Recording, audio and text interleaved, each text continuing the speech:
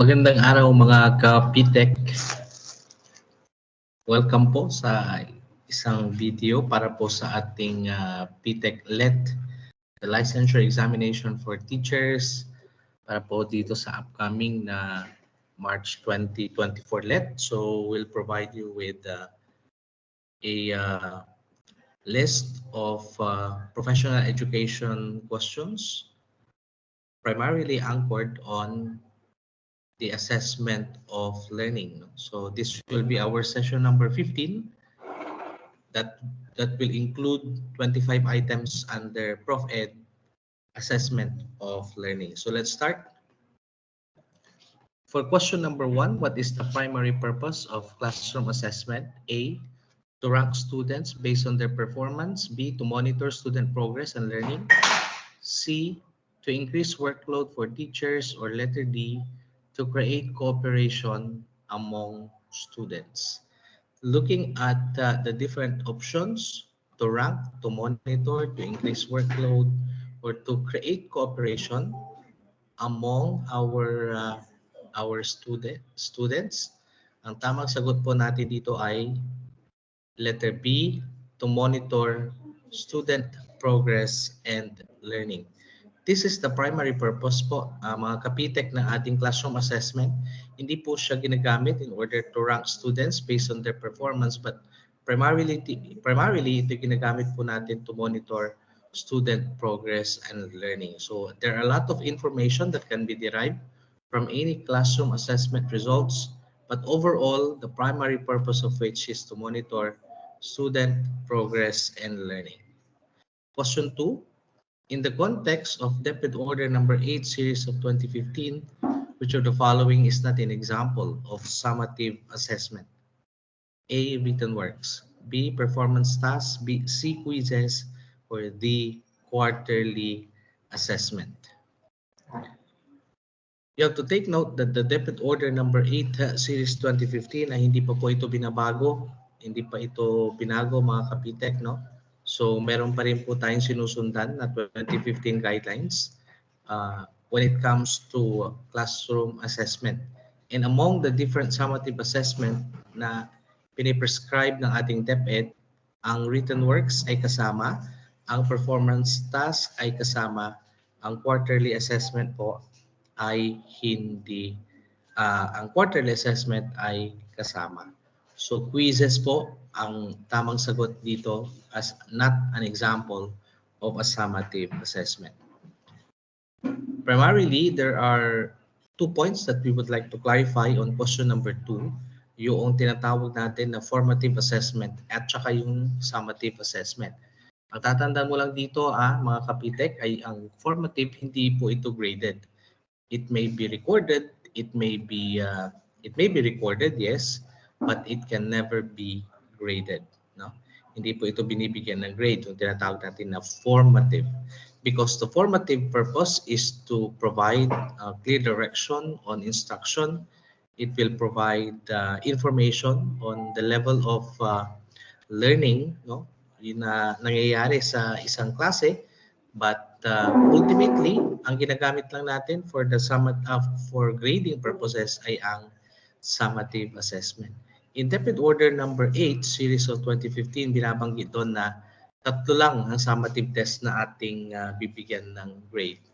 Meron kang written works, performance task, and quarterly assessment. Magkakaiba ang percentage, no, depende po sa subject. For question number 3, what is the purpose of formative assessment in the classroom? Kakabanggit lang natin kanina. Is it to assign grades, to provide feedback, to determine their final course grades, or to rank students against each other? So yung A, yung C, at saka yung D ay ang mga purposes na, no, ng summative assessment. Ang formative assessment lang po dyan ay ang letter B, that is to provide feedback, no, to students during the learning process. For question number 4, which of the following is not a characteristic of effective classroom assessments? A, they are conducted frequently. B, they are aligned with learning objectives. C, they provide timely feedback to students. Or letter D, they involve students in the assessment process. not a characteristic. So, ang tinitingnan natin dito ay kung alin yung negative na may notion. No? So, again, B, C, and D, of course, kapag aligned sa objectives, ibig sabihin yan, valid. Alright? Kapag ginagamit in order to provide timely feedback to students, that's also valid.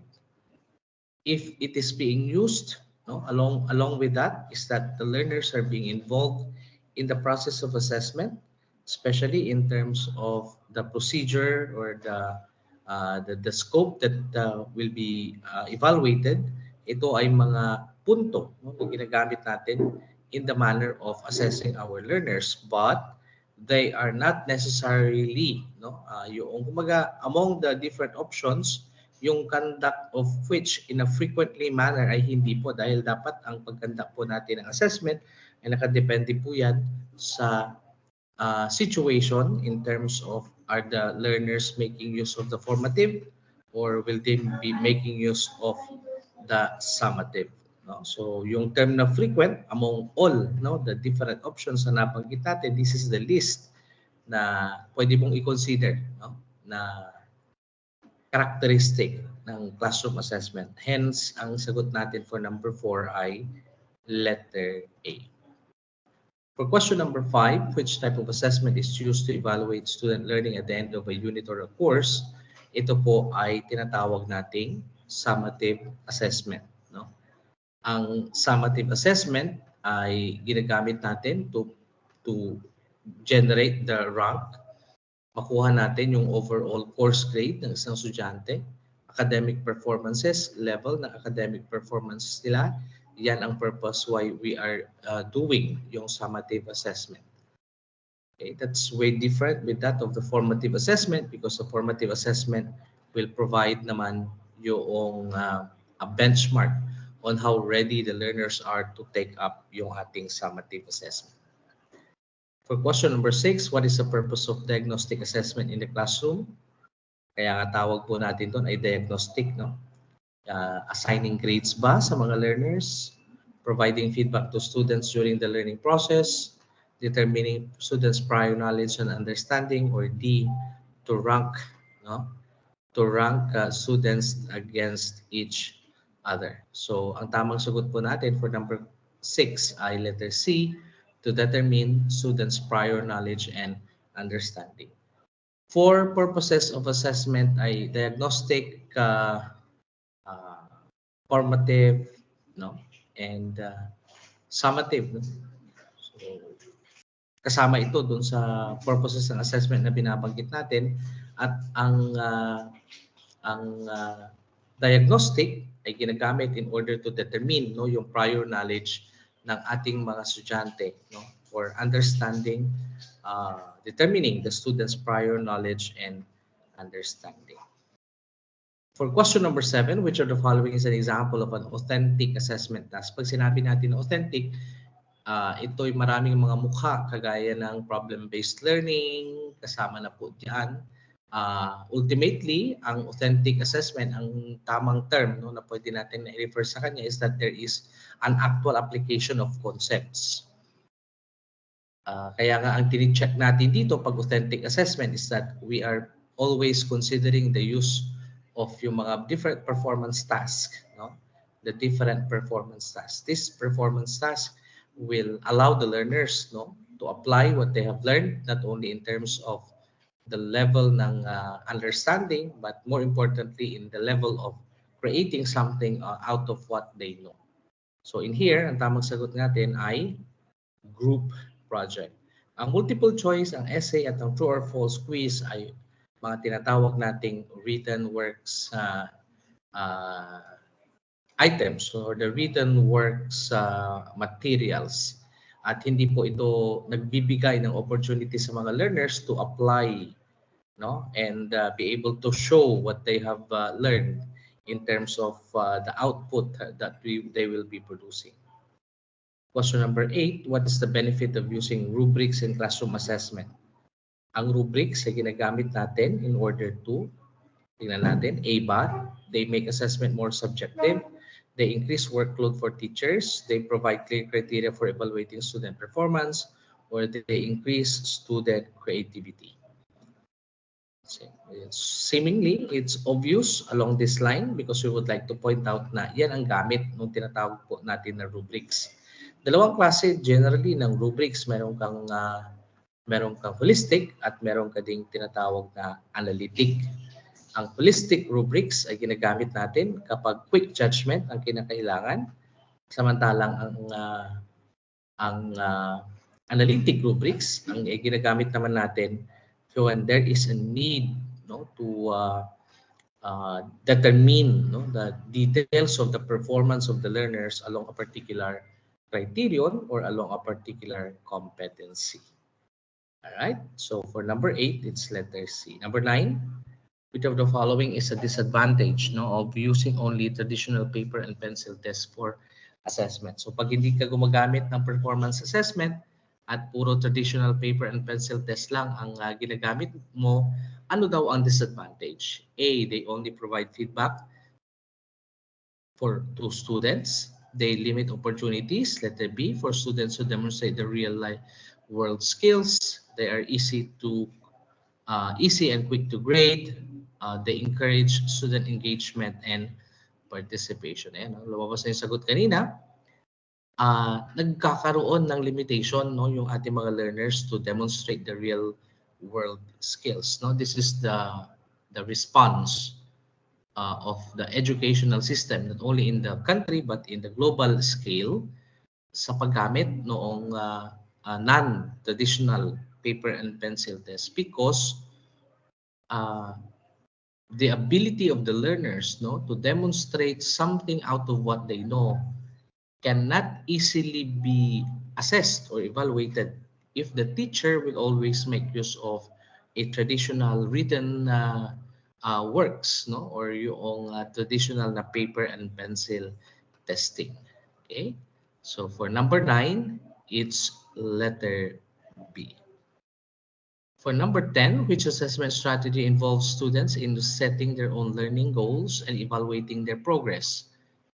Keyword, again, paulit-ulit ito mga kapitik na binabanggit natin. Whenever you attack a certain question, you always have to look for the keyword or keywords, no, that will lead you in choosing the correct option. You always have to take note that there are 25% or there's 25% of you getting the probably the correct answer kasi there are only 4 choices.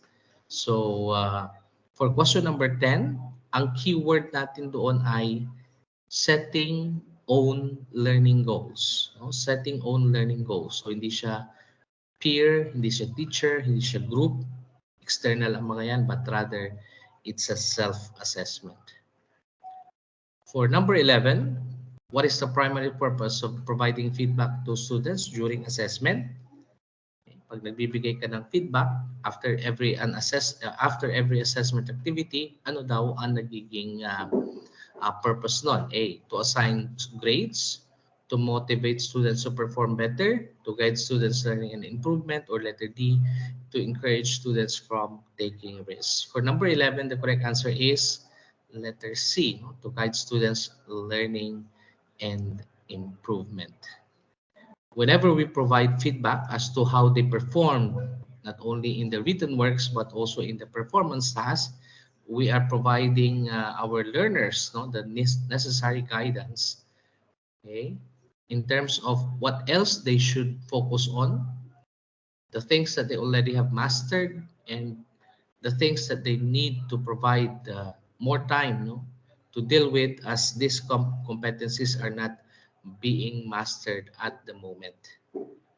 For question 12, which of the following is an example of an open-ended assessment task? So recall question tayo, true or false, multiple choice, short answer, or essay question. Kaya nga open-ended assessment task, ang alin lang dyan ang nagbibigay ng leeway for the learners to come up or provide an explanation of something, and that is letter D, an essay exam. Question 13, what is the purpose of using multiple assessment methods in the classroom? So if there will be multiple assessment methods, ano ang magiging purpose? Ano ang gamit nito? A, to motivate learners. to provide students with more opportunities to demonstrate their learning, to limit student engagement in the assessment process, or letter D, to encourage student participation. Okay? Multiple assessment will be B, no? To provide students with more opportunities to demonstrate their learning. Question 14, which assessment method focuses on observing students' behaviors and interactions in authentic contexts? Keyword, authentic. Kapag authentic yung context, ang tamang sagot ay performance assessment. Alright? You might be confused, baka piliin mo dyan ang letter A, yung portfolio assessment, but you have to take note that ang performance assessment will already encompass, no, the use of portfolio assessment. Question 15, which of the following is an advantage of using technology for classroom assessment? Limiting opportunities, increasing the time needed to administer assessment, providing immediate feedback to students, or increasing student motivation and engagement. The technology will, letter C, no, it provides immediate feedback to our students. Okay? Whenever we do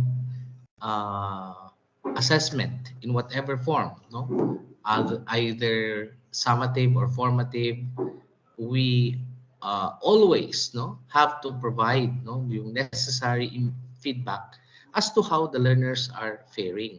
Now, kapag gumamit ka ng technology, mas mapapabilis, no, yung pagbibigay ng feedback nito dahil immediately may bibigay mo yung score, ma-analyze mo right away yung result, kung ano man yung gagamitin mo na tool for analyzing yung different items.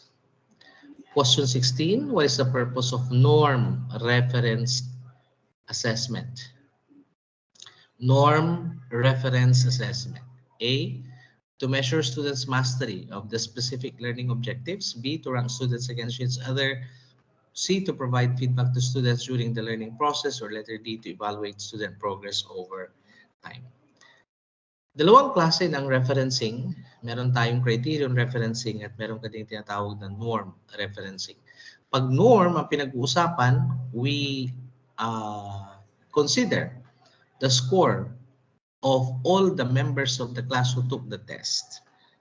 Okay, yan ang norm reference. So whatever will be the passing grade of the group will be dependent on the group's performance. Okay. Hindi kagaya ng criterion reference na ang criterion reference ay fixed. So whenever we say 90% ang passing, if there will be 10 items, ibig sabihin minimum ka dapat ng 9 correct answer to beat the 90%. Otherwise, hindi ito pasado. Okay? Kaya, ang tamang sagot natin for norm reference assessment ay yung to rank students against each other.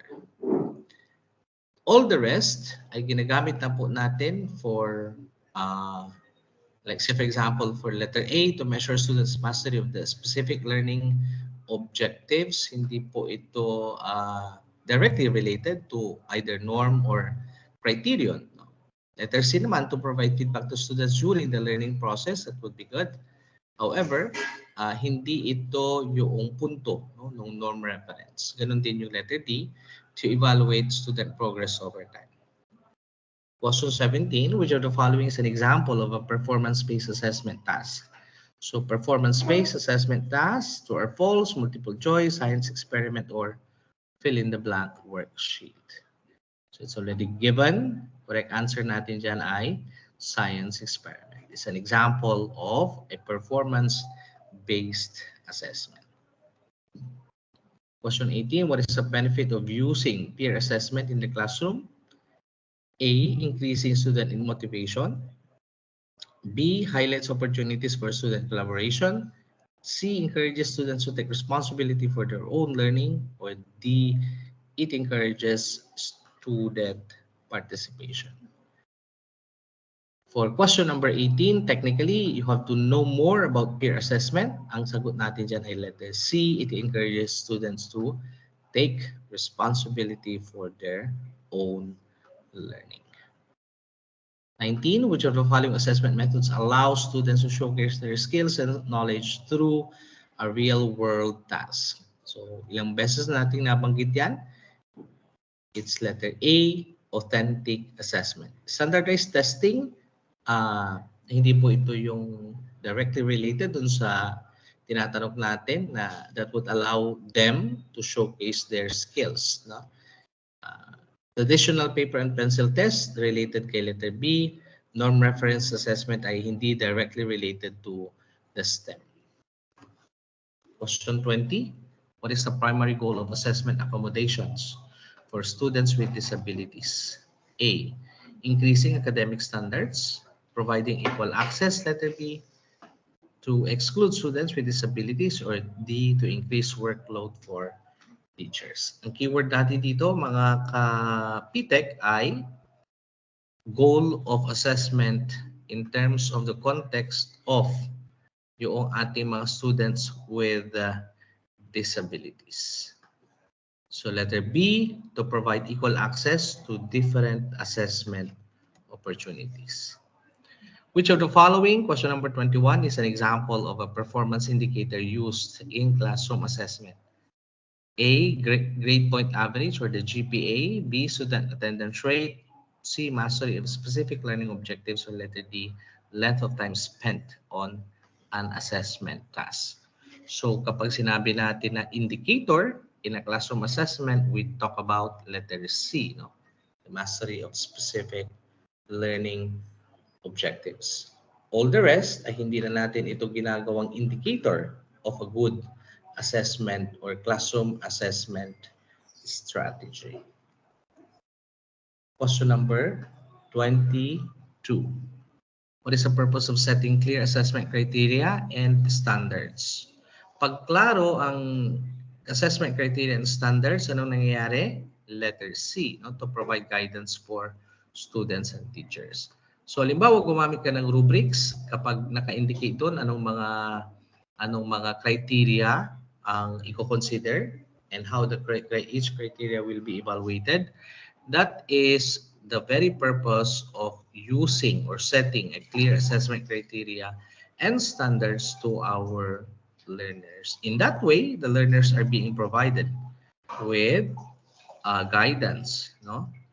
So, hindi po nabibigay ng guidance dyan sa school head because ang assessment, ulitin natin, ay hindi po ang classroom assessment, learning assessment, ay hindi po trabaho ni school head, but rather this is an exactly, no, a function of teachers.